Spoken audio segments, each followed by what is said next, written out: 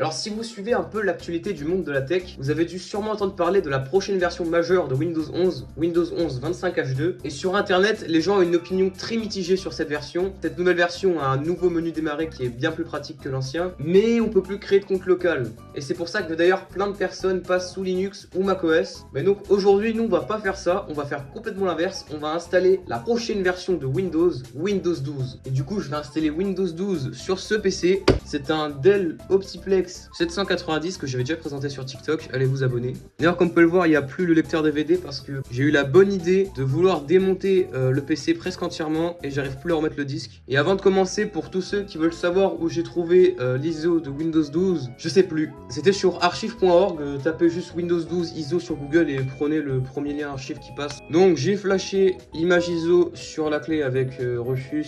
On va la brancher et on va démarrer le PC. Ok, donc j'ai tout branché, donc on va démarrer tout de suite et normalement... Oh, fait chier. Ok, donc j'ai trouvé la source du problème. En fait, il y a vraiment un disque dur dedans. C'est juste que comme un con, quand je vais démonter le PC et que je l'avais remonté, j'ai littéralement oublié de brancher le disque. Ok, donc nous voilà dans le boot manager. Ok, donc on a USB storage device. Donc je pense que c'est ça. Ok, donc on a ça. Bah, je vais laisser ça tourner, on va voir. Ok, alors vous avez pas vu. Mais oh, voilà, on est dedans là. Alors, oula. Alors déjà, bah, on dirait rien d'un installeur Windows. Ça se peut même que la version que j'ai téléchargée, ce serait même un Linux. Nous avons, déjà c'est en russe, et nous avons CMD, Reg, Notepad et Phare. Donc ça je pense que c'est annulé, ça c'est continué, donc on va faire ça. Bon déjà au moins c'est bien, il y a un installeur customisé. Alors du coup on a toutes les partitions, on va faire continuer, c'est ça je pense. Ok, donc on doit copier les fichiers de Windows ou installer les fichiers de Windows, je sais pas, mais du coup on va attendre.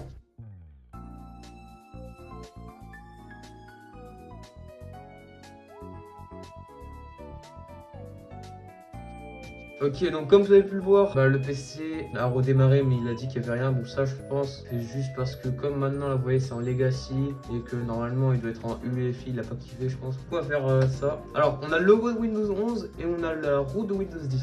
Alors là je sais pas tout ce qui est écrit et le logo il s'est étiré. Wesh, attends quoi? Alors, j'ai quelques questions. Alors, donc, nous voilà dans Windows 12, donc c'est en russe. Nous avons les icônes de Linux, on a le dock, wesh, on a le dock de macOS et on a les applications, je suppose. Oh, il y a même ça, putain. Et nous avons les applications de Windows. Alors, du coup, wesh, j'ai appuyé sur la touche Windows. Moi, je pensais que ça allait lancer ça. Bah non, ça a lancé le menu de Windows 7 avec un logo Windows 10. Donc on va faire Windows I. Alors donc nous sommes dans paramètres. Donc si je dis pas de bêtises et que je me souviens bien, ça doit être dans là je pense. Alors c'est Windows 12 Dev. Donc vu l'apparence des paramètres, etc. Je pense que c'est Windows 10. C'est basé sur Windows 10. Bon, avant tout ça, on va essayer de lancer le CMD. Même le CMD il est personnalisé, c'est incroyable. Ok, let's go, je vais taper WinVer, il n'y a pas. Et du coup je pense que la seule façon d'avoir un clavier français c'est de bah justement... Oh wesh.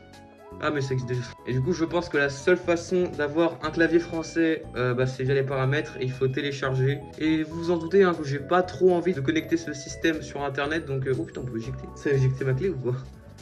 Bon bref, maintenant on va faire un petit test de gaming. Donc bah, je vais mettre quelques jeux dessus et on va tester. Ok, donc en premier jeu, comme vous pouvez le voir, nous allons tester Half-Life. Voilà, et la preuve que je mens pas, le jeu tourne vraiment là-dessus. Donc on va faire New Game et ça charge.